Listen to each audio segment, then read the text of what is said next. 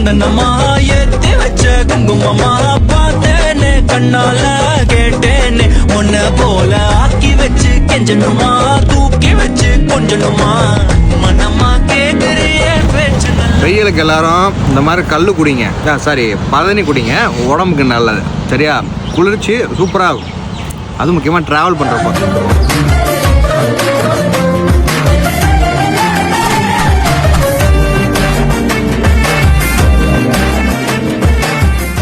இப்போ நம்ம எங்கே போயிட்டு இருக்கோம் பார்த்தீங்கன்னா on the way to Dharmapuri போகிறோம்.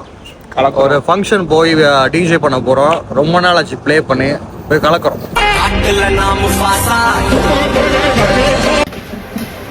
வேண்டாம்னு சொன்னா கொடுக்காதீங்க, பாவம் பசங்க.